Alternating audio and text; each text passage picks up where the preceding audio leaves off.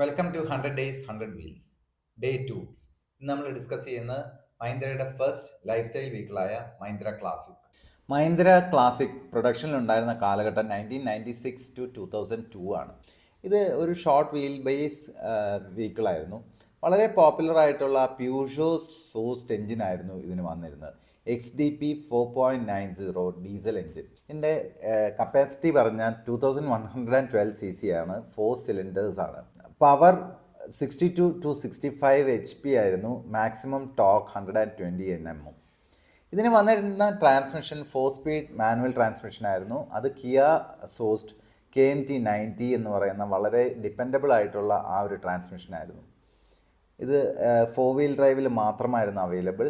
ഇതിന് വന്ന transfer case 2 speed Spicer T18 എന്ന് പറയുന്ന ആ ഒരു ട്രാൻസ്ഫർ കേസ് ആയിരുന്നു. ഡീസലിന് മാത്രം അവൈലബിൾ ആയിരുന്ന ഈ വാഹനത്തിൻ്റെ വീൽ ബേസ് 80 ഇഞ്ചസ് ആയിരുന്നു, അതായത് 2032 mm. ഇതിനൊരു ടോപ്പ് സ്പീഡായിട്ട് 110 km/h കിട്ടുമായിരുന്നു. ലെങ്ത് കുറവായിരുന്നതുകൊണ്ട് തന്നെ നല്ല പവർ ഈസ്റ്റ് വെയിറ്റ് റേഷ്യോ ആയിരുന്നു ഈ വാഹനം നൽകിയിരുന്നത്. മഹീന്ദ്ര ക്ലാസിക്കിനെ പറ്റിയുള്ള അഭിപ്രായം കമൻറ്റ് ചെയ്യുക. അതേപോലെ ജീപ്പ് ഭ്രാന്തന്മാരായിട്ടുള്ള നിങ്ങളുടെ ഫ്രണ്ട്സിനും ഈ റീൽ അയച്ചു കൊടുക്കുക. അതേപോലെ സ്റ്റേ ട്യൂൺഡ്. ഇതുപോലെ വ്യത്യസ്തമായ വാഹനങ്ങളെ പറ്റിയുള്ള വിശേഷങ്ങളായിരിക്കും ഇനി വരും ദിവസങ്ങളിൽ.